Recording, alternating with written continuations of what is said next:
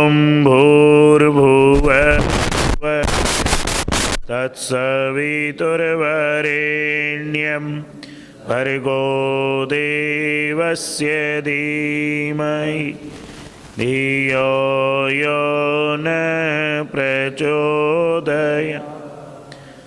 ओम शांति शांति शांति। पूज्य मातृशक्ति, आदरणीय सज्जन वृंद, श्रद्धेय प्रधाना जी, वरिष्ठ प्रधान जी, महामंत्री जी, आर्य महिला समाज की प्रधाना,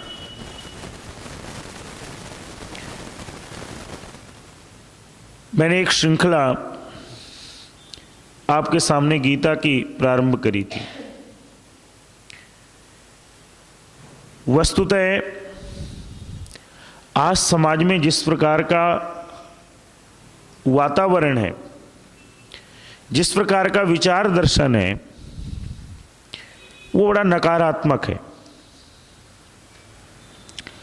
हर कोई ये सोचता है कि उसके जीवन में अगर धन नहीं, यश नहीं, तो उसका जीवन व्यर्थ है। लेकिन प्रभु ने हमें कितनी सारी अनमोल दिव्य शक्तियों से, दिव्य रत्नों से युक्त किया हुआ है, इसको हम भूल जाते हैं। इसलिए भूल जाते हैं कि समाज में हमें जो दिखता है हम वही देखते हैं, उसके परे जाकर के देखने का प्रयास नहीं करते हैं। करते भी हैं तो असफल हो जाते हैं। मेरा चुनाव सिर्फ इसीलिए गीता था कि वास्तव में गीता वेदों पर पूर्ण रूपेण आधारित होने के कारण हमें जीवन में दिव्य दृष्टि देता है। जैसे आपको ध्यान होगा कि महाभारत के युद्ध में दिव्य दृष्टि किसके पास थी? संजय के पास थी ना, कि वो सारा का सारा वहाँ का दृश्य जो है वो लाइव टेलीकास्ट कर रहा था धृतराष्ट्र को। ठीक उसी प्रकार से जीवन का दर्शन क्या हो, जीवन की चुनौतियों से किस प्रकार से हम लड़ें, किस प्रकार से जीतें, और ना जीते तो हारे नहीं, ये भी बड़ी अद्भुत बात है। अगर जीते नहीं तो हारे भी नहीं, और हार भी जाए तो फिर भी खड़े होकर के जीवन की यात्रा शुरू कर दें। ये बहुत बड़ी कला है जो ना मेरे अंदर है ना आपके अंदर है। ये प्रभु के द्वारा प्रदत्त जब स्वाध्याय के द्वारा अंदर वाइब्रेशंस होंगी तभी हम उस पर चल पाएंगे। आपको ध्यान होगा पिछली बार मैंने चर्चा एक जगह ला करके छोड़ी थी आपके पास कि यदि हमने इस संसार में जन्म लिया है तो सुख भी जैसे भोगते हैं दुख भी वैसे ही हमें भोगने पड़ेंगे, उससे हम भाग नहीं सकते। आप प्रतिदिन देखते हैं आज थोड़ा सा विषय आगे बढ़ेगा, इसलिए आगे बढ़ेगा कि मैंने बहुत वर्षों तक श्रद्धांजलि सभाओं में ही इस विषय को रखा है आपके समक्ष। लेकिन आइए थोड़ा सा वहां से आज आगे चलते हैं। उसमें कृष्ण जी ने एक बात कही थी कि तान तितिक्षस्व भारते, हे अर्जुन, यदि सुख है, यदि दुख है, यदि जीवन है, यदि मरण है, तो उन सबको सहन करना सीखो। उनको सहन करने के लिए अपने अंदर शक्ति को जागृत करो। अब आ जाइए अगली बात पे। 3-4 श्लोक हैं, ये बड़े महत्वपूर्ण श्लोक हैं, आपके मेरे शरीर से संबंधित हैं। कृष्ण जी की मैं एक बहुत सुंदर चर्चा सुबह सुबह जब पढ़ता हुआ आ रहा था तो उसमें एक पंक्ति मुझे बहुत सुंदर लगी।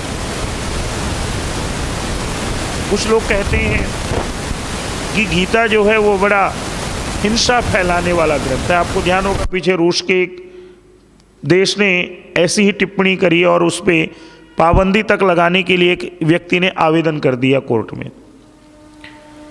लेकिन जब मैं आज 2 पंक्तियों को पढ़ रहा था तो मुझे उस प्रश्न का समाधान मिला। फिर मैं आगे चलूंगा। वहां पर कृष्ण जी अर्जुन को कहते हैं कि अर्जुन बात सुन, ये आत्मा अकेला कुछ नहीं कर सकता और ये शरीर भी अकेला कुछ नहीं कर सकता। बात समझिए, आत्मा चेतन है और शरीर क्या है? जड़ है। अगर इसमें से आत्मा निकल जाए तो क्या होता है? जड़वती व्यवहार करते हैं ना जी।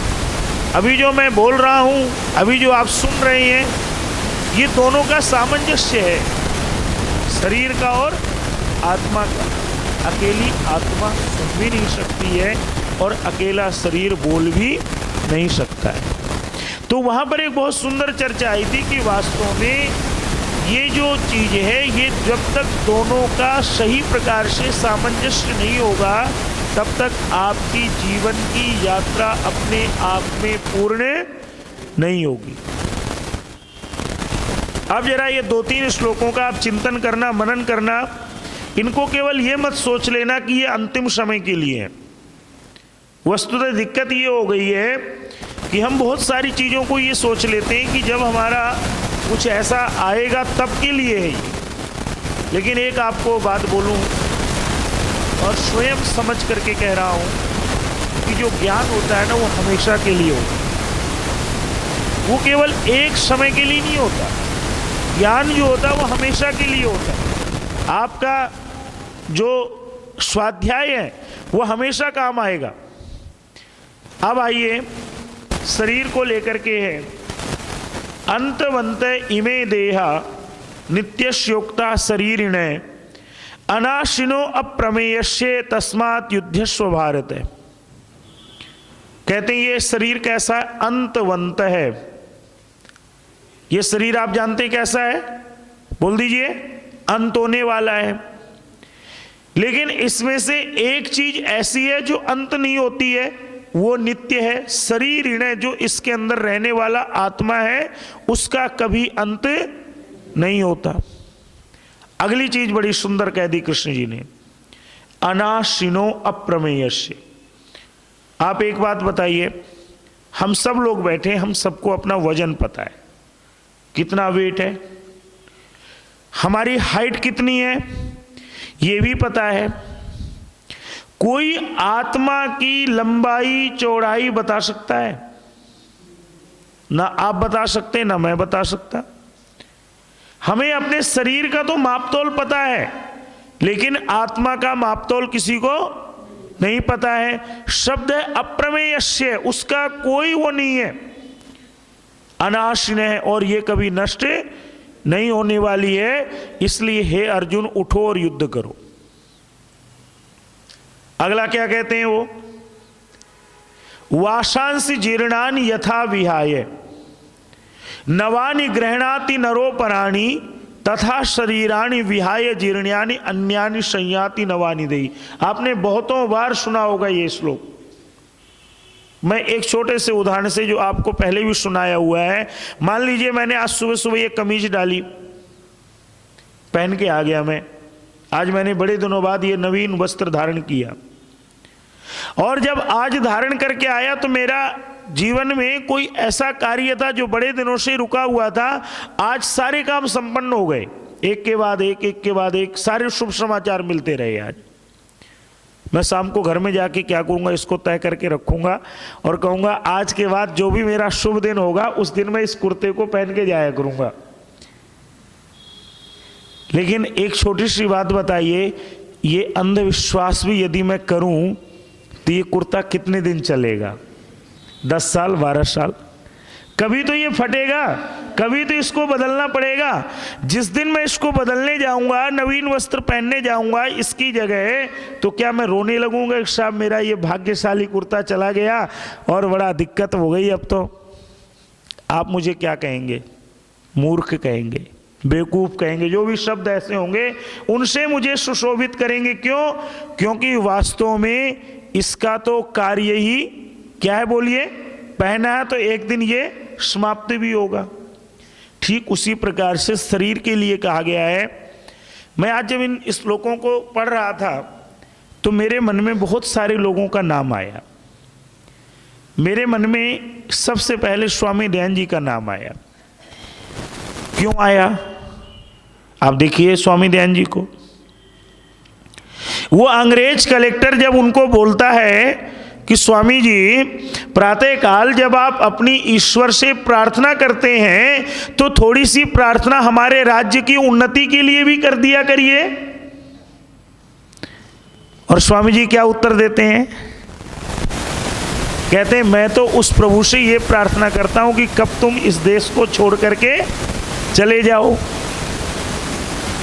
तो जो कलेक्टर का पीए होता है वो स्वामी जी के पास आता है। ये सत्य उनके जीवन चरित्र की घटना है, मैं बना नहीं रहा हूं। वो उनके पास आता है, कहता है स्वामी जी, अफसरों के सामने इतना कड़वा मत बोला करिए, आपके लिए ठीक नहीं होगा, ये राजकाज वाले लोग हैं।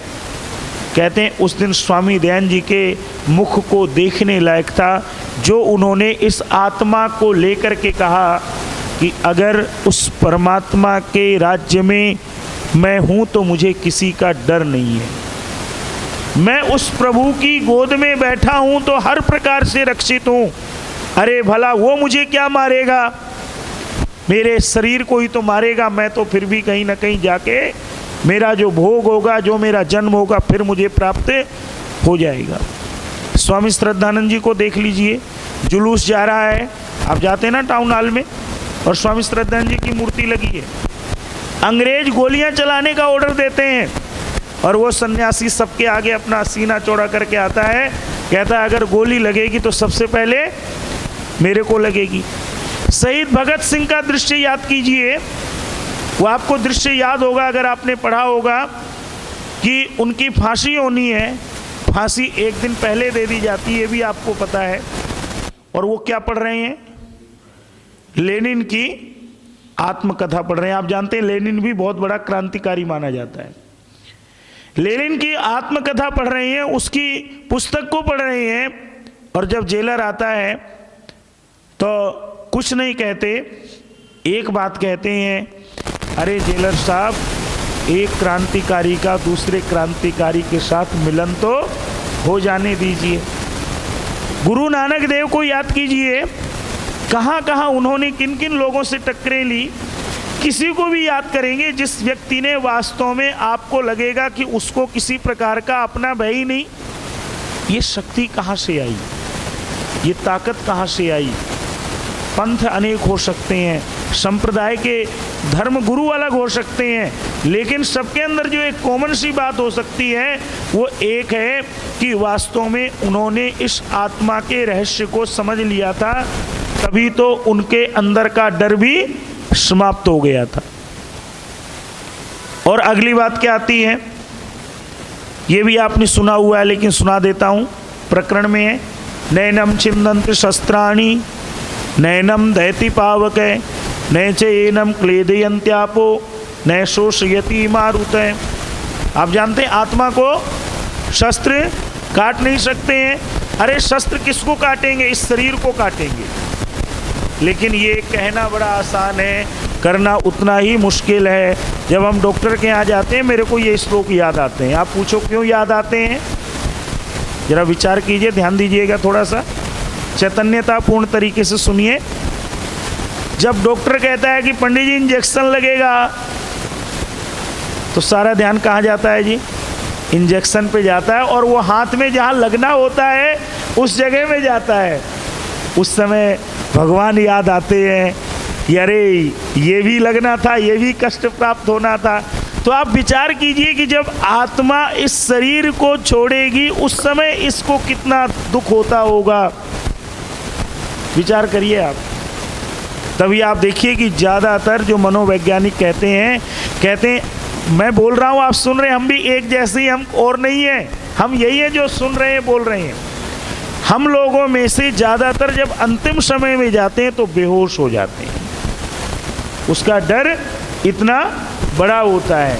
लेकिन गीता में कृष्ण जी यही डर तो भगा रहे हैं, यही तो कह रहे हैं भैया, अरे तू कहाँ मर रहा है? तुम तो नहीं मरे ना। मरा कौन? तुम्हारा शरीर मरा। तुम्हारा जो ये सामने शरीर है ये मरा। जो तुम्हारे अंदर बैठा हुआ सत्व है, जो तत्व है, तत्वमसि, तभी तो ऋषियों ने कहा तत्वमसि, वो कभी भी नहीं मरता, ना कभी उसको कोई काट सकता और ना कभी उसको कोई जला सकता, ना कभी उसको कोई गला सकता। गलता क्या है? हमारा शरीर। कटता कौन है? शरीर। लेकिन इसके अंदर रहने वाला आत्मा जो होता है वो कैसा है? वो कभी भी कहीं भी समाप्त नहीं होता। अब समस्या क्या है? आत्मा को जो देखे, जो जाने, वही तो समझेगा ना इस चीज को। तभी आप देखो कि ऋषि लोगों की बातें, स्वामी दयानंद है, गौतम बुद्ध है, कितने लोगों के नाम लूं मैं, इन लोगों का कितनी बार भरी सभा में अपमान किया गया, लेकिन क्या उन्होंने अपमानित होकर के आत्महत्या कर ली? बताइए आप। स्वामी दयानंद जी ने तो सत्यार्थ प्रकाश में मनुस्मृति का उदाहरण देते हुए लिखा है कि जो विष है, हालांकि वो सन्यासियों के लिए लिखा है, कि जो अपमान है ये विष की तरह हमें पी लेना चाहिए। इस अपमान को भी हमें सहन करना आना चाहिए। अब अगली चीज पे आ जाइए। अब आ जाइए इन सब का, इसके आगे चलते हैं। तो आगे क्या है हमारे पास? कार्य क्या है? ये तो शरीर की, आत्मा की बातें हो गई। कृष्ण जी आगे कहते हैं, कर्मण्येवाधिकारस्ते मां फलेषु कदाचन मां कर्म फल हेतुर्भूमाते संगोस्त्व कर्मणि। और यही बात यजुर्वेद के 40वें अध्याय के दूसरे मंत्र में आती है, आपने सुनी है, बोल दीजिए जिनको याद है। ओम कुर्वन्नवेह कर्माणि जिजीविषेच्छतम क्षमा एवं त्वयि नान्यते तो अस्ति न कर्म लिप्यते नरे। कहते हैं कि हमारा अधिकार केवल और केवल किस में है? बोल दीजिए, कर्म में है। आपको समझाऊंगा मैं, ये मेरे को भी आज बड़े दिनों बाद स्पष्ट हुआ, इसलिए मैं आज बोल रहा हूं। हमारा अधिकार किस में है? केवल और केवल कर्म में है। लेकिन हम ऐसा नहीं मानते। हमने अगर यज्ञ में आहुति दी है, अगर आर्य समाज मंदिर में दान दिया है, किसी विद्यालय में दान दिया है, तो उसके साथ हमने अपने फल को भी जोड़ लिया है। कैसे? अगर नहीं जोड़ा तो वास्तव में आप बहुत उस चीज से ऊंचे उठ गए हैं। क्या जोड़ लिया? पहली बात तो ये जोड़ ली कि साहब जो मैंने दान दिया उसका मेरा अनाउंसमेंट होना चाहिए, घोषणा होनी चाहिए। जिन लोगों ने नहीं जोड़ा वो मेरे को क्षमा कीजिएगा। क्यों नहीं चाहिए? क्योंकि हमारा भी नाम रहे कि साहब हम भी समाज से जुड़े हुए हैं। भावना आपकी गलत नहीं है, लेकिन ये भावना गलत है कि नाम बिल्कुल अनाउंसमेंट नहीं हुआ तो गड़बड़ हो जाएगी। ये पीयूष जी का विषय है कि वो किसका नाम बोलते हैं, किसका नाम नहीं बोलते हैं, ये विषय हमारा नहीं है। हमारा विषय क्या है? बोल दीजिए, दान देना। और दान करके आप क्या बोलते हैं? अपने आप बोल दीजिए। स्वाहा के बाद क्या बोलते हैं जी? इदन्नमम। जब आपका है ही नहीं, जब मेरा कुछ है ही नहीं और मैं बोलूं भाई साहब बोलो मैंने कितना दान दिया है, तो मैं कैसे कह सकता हूं? विचार करना इस चीज पे आप। जब मेरा है ही नहीं तो मैं किस बात के लिए बोलूं कि साहब मेरा नाम अनाउंस करो? लेकिन दिक्कत क्या है? हमने अपने प्रत्येक कर्म के साथ फल जोड़ लिया। ये तो आपकी बात होगी, मैंने भी जोड़ लिया। मैं अगर यहां पर प्रवचन करने आया तो मुझे आर्य समाज से दक्षिणा क्या मिलेगी, ये मेरे पहले दिमाग में आएगा। बस यहीं से मेरा कर्म बिगड़ जाएगा। जरा ध्यान दीजिएगा, यहीं से मेरा परिश्रम जो है वो असफल होने की ओर चला जाएगा। अगर उसको सफल होना है तो मेरा पहला काम ये है कि आज का जो मेरा विषय है उस पर मेरी पकड़ कितनी है। मेरा जो पहला कर्तव्य है वो ये है कि आज मैं आपके सामने अगर कुछ बोलने आ रहा हूं तो मुझे अपने विषय का ज्ञान कितना है, उसका किस अंश का मैं पालन करता हूं, या बिल्कुल 100% मैं केवल बोलने के लिए आया हूं। मेरा विषय ये होना चाहिए। आपका दान देते हुए विषय ये होना चाहिए कि साहब उस प्रभु ने आज सुबह मुझे प्रेरणा दी, मेरी सुबह आंख खुल गई, मैं नहा धो लिया, तैयार हो गया। उस प्रभु की कृपा से यदि मैं आर्य समाज में आ गया तो ये उस प्रभु की कृपा है, इसमें मेरा, बोल दीजिए, कुछ भी नहीं है। ये विचार यदि आप करेंगे, ये विचार यदि मैं करूंगा, तो मेरा कर्म, आपका कर्म सफल हो जाएगा। अब और एक छोटा सा उदाहरण देखिए। कहते हैं किस कर्म में हम अनासक्त हो सकते हैं। जरा समझने वाली बात है, फिर मैं आपको और कोई उदाहरण दूंगा। कहते हैं कि परमात्मा का एक नाम विश्वकर्मा है। लोग बाग तो विश्वकर्मा डे मनाते हैं ना जी अपने समाज में। जितने भी मजदूर हैं, जितने भी ये निर्माण कार्य से जुड़े हुए लोग हैं, पीयूष जी जानते हैं, जो लोग थोड़ा सा सामाजिक रूप से कार्य करते हैं, वो विश्वकर्मा दिवस मनाते हैं। विश्वकर्मा का अर्थ क्या है साहब? विश्व का करने वाला, विश्व का निर्माण करने वाला कौन है बता दीजिए? परमात्मा। जिस परमात्मा ने हमारी आपकी रचना करी, उसी ने संपूर्ण विश्व की रचना करी। अब एक छोटी सी बात बताइए, विश्वकर्मा परमात्मा ने कभी किसी के सामने ये कहा कि साहब मैंने इसका निर्माण किया है, और मैंने अगर निर्माण किया है तो मेरा नाम होना चाहिए? आज लड़ाई किस बात की है जी? बोल दीजिए सब। नाम की लड़ाई है ना, कि मेरा इससे अलग चले जाए, अपनी सोसाइटी से अलग चले। आप समाज में जहां देखिए, घर में नाम की लड़ाई, समाज में नाम की लड़ाई, हर जगह नाम की लड़ाई है कि साहब काम मैंने किया, नाम भी बोलिए मेरा होना चाहिए। आप विचार कीजिए, अगर ये विचार क्रांतिकारियों के मन में आ जाता, राम प्रसाद बिस्मिल के मन में आ जाता, शहीद भगत सिंह के मन में आ जाता, नेताजी सुभाष चंद्र बोस के मन में आ जाता, तो क्या यह देश आजाद हो पाता? विचार करिए आप। ठीक उसी प्रकार से एक जगह बहुत सुंदर वर्णन आता है।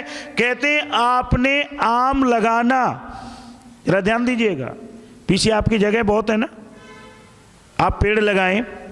आम लगाना, आम का वृक्ष लगाना, ये आपके अधिकार में है, लेकिन फल खाना आपके अधिकार के बाहर है। और विद्वान बहुत सुंदर तर्क देते हैं। मैं इसको पढ़ रहा था, बड़ा आनंद आया आज। क्या तर्क देते हैं? कहते हैं आपने वृक्ष लगा दिया, हो सकता है थोड़ा बड़ा हो जाए, अकाल पड़ जाए, पानी ना हो, या चलो और बड़ा हो जाए, पूरा बड़ा हो जाए और ऊपर से बिजली गिर जाए, तो क्या होगा? वो पेड़ नष्ट हो जाएगा। आपकी आशा भी उसके साथ जुड़ी होने पर नष्ट हो जाएगी और आप उन्मत्त हो जाएंगे। उन्मत्त माने पागलपन की स्थिति में आ जाएंगे। और आगे चलिए, इसका एक छोटा सा और विस्तार करते हैं। आप देखते हैं ना कि साहब हमारे किसानों ने, मेरे पिताजी भी किसान हैं, आप देखते हैं कि किसान आत्महत्या करता है। विद्यार्थी का अपेक्षित रिजल्ट नहीं मिलता तो वो आत्महत्या कर लेता है। हमारे सर बैठे हुए हैं किनरा जी। बच्चों को टीचर क्या बोलता है कि बेटा पढ़ना आपका अधिकार है, फल देना आप जैसा लिखेंगे वो निरीक्षक का अधिकार है, वो आपका अधिकार नहीं है। अब दिक्कत क्या है कि जिस बच्चे ने पूरे 11 महीने तक टॉप किया, आप 12वें महीने अगर वो सेकंड आ गया, जरा आज यही है, 12वें महीने यदि वो क्लास में सेकंड आ गया एनुअल रिजल्ट में, तो बड़ा निराश हो जाता है, अपने मित्रों से बात नहीं करता, अपने टीचरों से नहीं मिलता, अपने पेरेंट्स से दूर हो जाता। क्यों? क्योंकि फल की अपेक्षा पहले से ही शुरू से लग गई। ठीक उसी प्रकार से किसान जो है, उसने मान लीजिए कोई बीज बोया और ये सोचा इतना मिलेगा, नहीं मिला। एक व्यापारी है, उसने सोचा इतना मिलेगा, नहीं मिला, तो क्या होता है बताइए? निराशा आ जाती है, व्यक्ति निराशा में हताश हो जाता है। अब इसको और बिल्कुल स्पष्ट कर दूं, अभी आपको स्पष्ट नहीं होगा। अभी आप कहेंगे पंडित जी हम क्यों ना करें। मैं अपने लिए कहूं, जब मैंने प्रवचन दिया तो मैं पीयूष जी से दक्षिणा क्यों ना मांगूं? जब आपने यज्ञ किया तो यज्ञ का फल आपको क्यों ना मिले? जब आपने दान दिया तो आपको दान का फल क्यों ना मिले? एक विद्यार्थी ने परिश्रम किया, उसको परिश्रम का फल क्यों ना मिले? एक किसान ने मेहनत करी, उसको मेहनत का परिणाम क्यों ना मिले? कृष्ण जी कहते हैं मिले, मिलने में दिक्कत नहीं है। अब एक बात कह के फिर अपनी बात पूरी करूंगा यहां पे, लेकिन वहां पे ये आगे चर्चा मिलेगी, उसको मैंने यहीं पर इसलिए लाया कि आप जहां पर चले वहां से आपको पूरा समाधान मिले। तो कहते हैं कि हम कैसे ऐसे कर्म कर सकते हैं जिसमें हम आसक्त नहीं होंगे, अनासक्त हो सकते हैं। तो वहां पर बहुत सुंदर चर्चा आती है। आपको ध्यान होगा, एक योग का अंग है ईश्वर प्रणिधान, यानी कि हम जो भी करें वो परमात्मा को क्या करें, अर्पण कर दें। हम जो भी करें वो सब के सब किसको अर्पण कर दें, परमात्मा को अर्पण कर दें। इसका भी एक छोटा सा उदाहरण दे रहा हूं मैं। आप ये बताइए, अच्छा मान लीजिए मैं काम करने निकला, आप निकले काम करने, आप जिस काम की सिद्धि के लिए चले हैं इस समय आपका स्वार्थ प्रधान है ना। मेरा स्वार्थ क्या है, यहां आकर के प्रवचन करना। गलत अर्थों में मत लीजिएगा, जरा हम टू द पॉइंट बात कर रहे हैं। मेरा स्वार्थ क्या है, प्रवचन सुनाना। आपका स्वार्थ क्या है इस समय, प्रवचन बोल दीजिए। ठीक इसी प्रकार से हम सबके अपने जब स्वार्थ होते हैं तो हम प्रधान होते हैं, परमात्मा गौण होता है। जरा बात को समझिएगा। जब हम कोई काम करते हैं तो हम पहले होते हैं, हमारा परमात्मा बोल दीजिए बाद में होता है, पीछे होता है। अब वेद क्या कह रहा है, वेद सूरज का उदाहरण दे रहा है। देखिए सूरज आ रहा है ना, इधर ध्यान दीजिए एक मिनट, आपका नजर जरा जाएगा।